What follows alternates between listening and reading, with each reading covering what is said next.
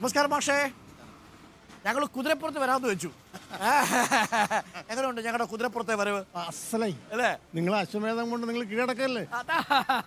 അത് ഇടതുമുന്നണിയും കോൺഗ്രസും ഒക്കെ സജീവമായ പോരാട്ടത്തിനിറങ്ങുമ്പോൾ നമ്മുടെ ഭാഗത്തുനിന്നും വേണ്ടേ? വിസ്മയിപ്പിച്ചുകൊണ്ടാണല്ലോ ചാലക്കുടിയിലേക്ക് രവീന്ദ്ര മാഷ് വന്നത്. നല്ല സ്ഥാനാർത്ഥി കിട്ടാനില്ല. അത് മാത്രമല്ല, ആദ്യഘട്ടത്തിലൊക്കെ അങ്ങനെ പേരുകൾ വന്നെങ്കിലും മാഷ് ഇനി വീണ്ടും ഒരു തെരഞ്ഞെടുപ്പിൽ അങ്ങനെ വലിയ പ്രത്യേകിച്ച് തെരഞ്ഞെടുപ്പ് താല്പര്യമൊന്നും ഇല്ലാത്ത ഒരാളാണല്ലോ മാഷ്.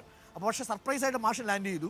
അപ്പോൾ മത്സരം പോരാട്ടത്തിലുള്ള മാറി. ഞാനിപ്പം ബെന്നി ബെഹനാനെ കണ്ടു. അപ്പോൾ ബെന്നി ബെഹനാൻ പറഞ്ഞത് നിങ്ങൾ രണ്ടുപേരും നല്ല സുഹൃത്തുക്കളാണ്, കുടുംബമായിട്ടും MLA ആയിട്ടും ഒക്കെ ഇരുന്നപ്പോൾ നല്ല സുഹൃത്തുക്കളാണ്, മാന്യമായ പോരാട്ടം ചാലക്കുടിയിൽ പ്രതീക്ഷിക്കാം എന്നാണ് പറഞ്ഞത്. അമാന്യമായ ഒന്നും ഉണ്ടാവില്ല, പൊളിറ്റിക്കലായിട്ടുള്ള ഫൈറ്റ് ആയിരിക്കും എന്നാണ് പറഞ്ഞത്. തീർച്ചയായിട്ടും 101% ശരിയാണത്. ഇത് തീർച്ചയായിട്ടും പൊളിറ്റിക്കൽ ഫൈറ്റാണ്. ഇത് സമരം തന്നെയാണ്, യഥാർത്ഥത്തിൽ ഒരു രാഷ്ട്രീയ സമരമാണ്. ആ രാഷ്ട്രീയ സമരത്തിൻ്റെ അർത്ഥത്തിൽ തന്നെ ഞാനും ഇടതുപക്ഷ മുന്നണിയും ഈ തെരഞ്ഞെടുപ്പിനെ കാണുള്ളൂ. വാസ്തവത്തിൽ ഇന്ത്യയിൽ ഏറ്റവും വലിയ രാഷ്ട്രീയ സമരം നടക്കുന്നത് നിലനിൽപ്പിൻ്റെ ഒരു പ്രശ്നം പോലും ഉയർന്നു വന്നിരിക്കുകയാണ്. രാജ്യം നിലനിൽക്കണമോ വേണ്ടയോ, ഭരണഘടന നിലനിൽക്കണമോ വേണ്ടയോ, അങ്ങനെ വളരെ സങ്കീർണമായ പ്രസക്തമായ കുറേ പൊളിറ്റിക്കൽ ഇഷ്യൂസാണ് ഈ തെരഞ്ഞെടുപ്പിൽ ഉയർന്നു വന്നിട്ടുള്ളത്. അതുകൊണ്ട് തന്നെ പൊളിറ്റിക്കൽ ആൻസർ കൊടുക്കുക എന്നുള്ളതാണ് ഇതിൻ്റെ യഥാർത്ഥ ലക്ഷ്യം. ഈ തെരഞ്ഞെടുപ്പിൽ വൈകാരികമായ ഇഷ്യൂസ് പലതും ഉയർത്തിക്കൊണ്ടുവരാൻ ശ്രമിക്കുന്നുണ്ട്. പക്ഷെ അത്തരത്തിലുള്ള വൈകാരികമായ വിഷയങ്ങളിൽ മനസ്സുപെടാതെ രാഷ്ട്രീയ വിഷയങ്ങളിൽ തന്നെ മനസ്സിനെ ഒതുക്കി നിർത്തുക, കോൺസെൻട്രേറ്റ് ചെയ്യുക, ഫോക്കസ് ചെയ്യുക എന്നുള്ളത് തന്നെയാണ് ഇടതുപക്ഷ ജനാധിപത്യ മുന്നണിയുടെ പ്രവർത്തന ലക്ഷ്യം. മാഷ് നമ്മൾ കുതിരയെ കുറിച്ച് ചോദിച്ചപ്പോഴാണ് ഈ കുതിരപ്പുറത്ത് കയറിയിട്ടുണ്ട്? ഇല്ല, കയറിയിട്ടില്ല. കോളേജ് പഠിപ്പിക്കുന്ന സമയത്ത് കൊണ്ട് പോകില്ലേ? ടൂറിന് പോകുമ്പോൾ അങ്ങോട്ട് മോഹമില്ല. മോഹം എന്താ? പക്ഷേ ഈ കുതിരയേക്കാൾ വലിയൊരു പടക്കുതിര മാഷിനോടൊപ്പം ഉണ്ട്. മാഷിന്റെ സൈക്കിള് സൈക്കിളിലായിരുന്നു മാഷ്. സൈക്കിളിൽ ധാരാളം സഞ്ചരിച്ചിട്ടുണ്ട് വർഷങ്ങളോളം. ഞങ്ങൾ ഇന്നലെ എൻ്റെ കൂടെ ഞാൻ സൈക്കിളിസ്റ്റാണ്, മൗണ്ടൻ സൈക്ലിങ്ങിനൊക്കെ കോളേജിൽ സൈക്കിളിൽ തന്നെ പോയിക്കൊണ്ടിരുന്നത്, വിക്ടോറിയ കോളേജ്. അപ്പോൾ ഈ സൈക്കിളിൽ ചവിട്ടുന്ന മനുഷ്യരെ കുറിച്ച്, അവർ അധ്വാനിക്കുന്ന മനുഷ്യരാണ്, അവർക്ക് മടിയൊന്നും ഉണ്ടാവില്ല എന്നുള്ളതാണ്. നമുക്ക് പെട്ടെന്ന് ഉപേക്ഷിച്ച് പോകാൻ ഒരു ടെൻഡൻസി വരുമല്ലോ നല്ല കയറ്റം വരുമ്പോൾ. അപ്പോൾ ഈ രാഷ്ട്രീയത്തിലും ജീവിതത്തിലും കയറ്റം വരുമ്പോൾ മാഷ് എങ്ങനെയാണ് അത് കൈകാര്യം ചെയ്യുന്നത്? സൈക്കിൾ ചവിട്ടുന്ന പോലെ ആ കയറ്റമാണെന്ന് മനസ്സിലാക്കിക്കൊണ്ട് തന്നെ കയറ്റം കീഴടക്കാനുള്ള ശ്രമം നടത്തും. നമ്മൾ സൈക്കിൾ ചവിട്ടുന്ന പോലെ തന്നെ.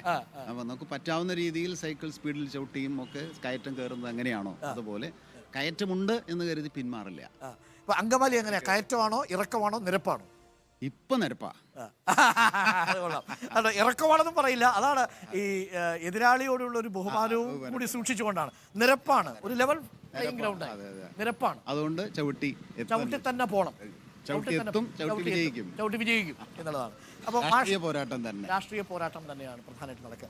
പക്ഷേ ഈ തെരഞ്ഞെടുപ്പിൽ ഇറങ്ങുമ്പോൾ ഇപ്പോൾ സംസ്ഥാന സർക്കാർ ഈ സാമ്പത്തിക പ്രതിസന്ധി മൂലം അനുഭവിക്കുന്ന ഒരു അവശത ഈ തെരഞ്ഞെടുപ്പിലെ വോട്ടർമാർക്കിടയിൽ ഒരു ബുദ്ധിമുട്ടുണ്ടാക്കുന്നു. ചിലപ്പോൾ ഉണ്ടായിരിക്കാം. പക്ഷേ ഞങ്ങൾ പറഞ്ഞ് ബോധ്യപ്പെടുത്താൻ ശ്രമിക്കാൻ. ഇപ്പോൾ തന്നെ ഡൽഹിയിൽ നടന്ന സമരം, അതിനുശേഷം സുപ്രീം കോടതിയിൽ സംസ്ഥാന സർക്കാർ നടന്ന വേറൊരു സമര രീതി, പൊളിറ്റിക്കൽ പാർട്ടീസ് ഇവിടെ ലെഫ്റ്റ് നടത്തുന്ന സമരരീതി, ഇതിലൂടെയെല്ലാം ജനങ്ങൾക്ക് ഇപ്പോൾ ബോധ്യം വന്നിട്ടുണ്ട് കേരളത്തിൻ്റെ സാമ്പത്തിക പ്രതിസന്ധി എന്നുള്ള ഇക്കണോമിക് ക്രൈസിസ് എന്ന വാക്ക് ഉപയോഗിക്കാൻ പറ്റില്ല, ധനപ്രതിസന്ധിയാണ്, അറിയാലോ, കറക്റ്റ് അതാണ്. ആ ധനപ്രതിസന്ധിയുടെ കാരണം കേന്ദ്ര സർക്കാരാണെന്നുള്ളത് ജനങ്ങൾ ബോധ്യപ്പെട്ടിട്ടുണ്ട്.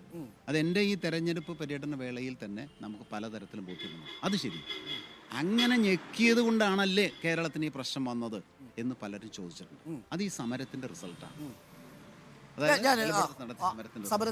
അത് ബോധ്യപ്പെടുത്താൻ പറ്റുന്നുണ്ട്. ബോധ്യപ്പെടുത്തിയിട്ടുണ്ട്. അനുഭവങ്ങൾ ഇപ്പോൾ സുപ്രീം കോടതി കടമെടുക്കാനുള്ള അനുവാദം കൊടുക്കല്ല. ആ ഒരു സന്ദർഭത്തിലാണ് കേന്ദ്ര സർക്കാർ അനുവാദം തരുന്നത്. അതിന്റെ അർത്ഥം തന്നെ അത് യഥാർത്ഥത്തിൽ മുമ്പ് കൊടുക്കണമായിരുന്നു എന്നാണല്ലോ. അത് അന്ന് അനുവദിച്ചില്ല, അതെന്തുകൊണ്ട് എന്ന ചോദ്യം ജനങ്ങളിൽ ഉയർത്താൻ കഴിഞ്ഞിട്ടുണ്ട്.